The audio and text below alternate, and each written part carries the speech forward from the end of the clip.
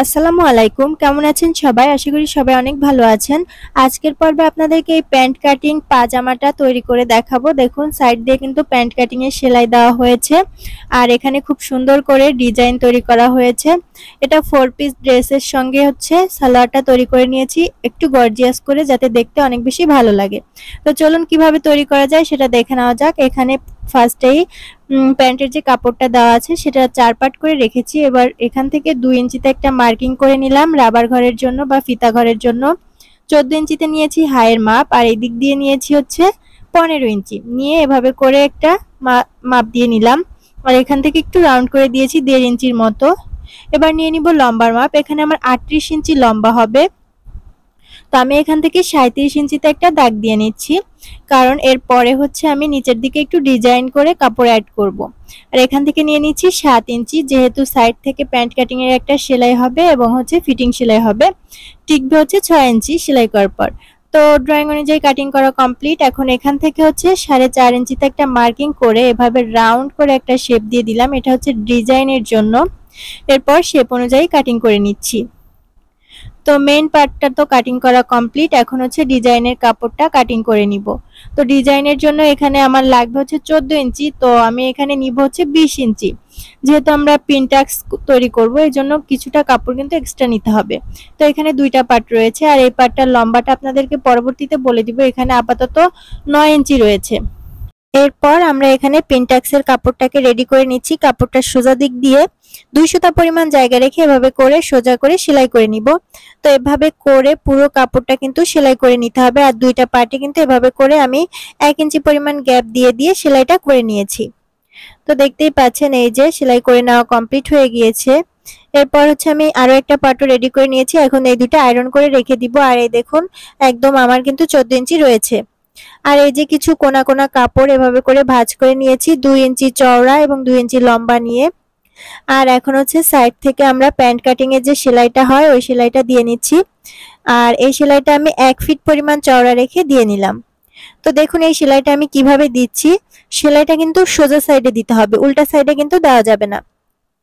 সোজা সাইডে একটা সেলাই দিয়ে এটা উল্টে আবার এর উপর দিয়ে কিন্তু চাপ সেলাই দিয়ে দিতে হবে, তাহলে কিন্তু খুব সুন্দর একটা প্যান্ট কাটিং এর ফিনিশিং চলে আসবে। আর এটা অবশ্যই একটু আয়রন করে নিতে হবে সেলাইয়ের পর, না হলে কিন্তু ঘোষ পড়ে আসবে।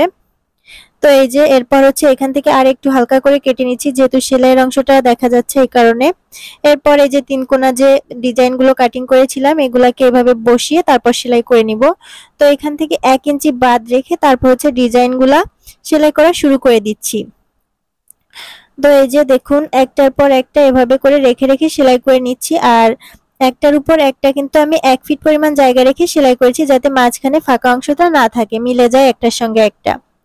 তো এই যে এখন উপর থেকে একটা চাপ সেলাই দিয়ে নিচ্ছি। তার আগে এই যে গোল যে অংশটা এখানে কিছু কাটা চিহ্ন দিয়ে নিচ্ছি, এতে করে উল্টে নেওয়ার পর ফিনিশিংটা অনেকটা সুন্দর আসবে এই কারণে। তো আপনারাও কিন্তু অবশ্যই কাটা চিহ্ন দিবেন, তাহলে ফিনিশিংটা ভালো আসবে। আর অবশ্যই প্রত্যেকটা পার্ট করার পর আয়রন করে নেবেন, যেহেতু এটা সুতি কাপড় না, একটু সিনথেটিক টাইপের কাপড়, এই কারণে অবশ্যই আয়রন করতে হবে। এরপর এই যে ডিজাইনের কাপড়টা আমি নিয়ে নিয়ে এখানে বসিয়ে নিচ্ছি। নিচের দিক দিয়ে আমি হচ্ছে 3 ইঞ্চি রেখে তারপর বাকিটা উপরের দিকে রেখে পিন আপ করে নিয়েছি। এরপর এখান থেকে 4.5 ইঞ্চি মেপে এভাবে দাগ দিয়ে নিলাম। আর এখান থেকে 1.5 ইঞ্চি আরো মেপে আবার দাগ দিয়ে নিলাম। আমরা 1.5 ইঞ্চি নিচের দিকে অ্যাড করব, 1 ইঞ্চি কম নিয়েছিলাম। হাফ ইঞ্চি আমাদের সেলাইতে চলে গিয়েছে আর হাফ ইঞ্চি কিন্তু সেজন্য ওখান থেকে বাড়িয়ে নিয়েছি। আর বাকিটা হচ্ছে ফোল্ডিং করে সেলাই করে দিব। এরপর এই যে যেগুলা পিন করে রেখেছিলাম সেগুলো একদম সাইড থেকে এভাবে করে একটা সেলাই দিয়ে নিচ্ছি। তো পিন করে নিলে কিন্তু সেলাই করতে খুবই সুবিধা হয়, কোনো কাপড় সরে যায় না আর একবারে সেলাই করে নেওয়া যায়। তো সেলাই করা কমপ্লিট। এরপর নিচের যে এক্সট্রা 1.5 ইঞ্চি ছিল সেটা এভাবে করে একবার মুড়িয়ে তারপর আরেকবার মুড়িয়ে সেলাই করে নিয়েছি। উপর দিকের এক্সট্রা কাপড়টা আমি এখন এখানে কেটে নিচ্ছি। কেটে এখান থেকে জিগজ্যাগ সেলাইটা দিয়ে লক করে নিব, তাহলে আর কাপড়ের সুতা বেরিয়ে আসবে না। এই যে আর সাইডের এক্সট্রা কাপড়গুলাও কেটে নিতে হবে। এই যে এখন হচ্ছে আমি এখানে কিছু গোল্ডেন কালারের পুঁথি মাঝখান দিয়ে দিয়ে ডিজাইন করে নিয়েছি। আর এই পুঁথিগুলো কিন্তু অবশ্যই সেলাই করে নিতে হবে। আর এই যে আমি পেছনের দিকে লকও করে নিয়েছি। এখন হচ্ছে হাইয়ের অংশটা সেলাই করে নিচ্ছি, একটা পার্টের উপর আরেকটা পার্ট রেখে তারপর হচ্ছে হাইয়ের অংশটা জয়েন্ট করে নিচ্ছি।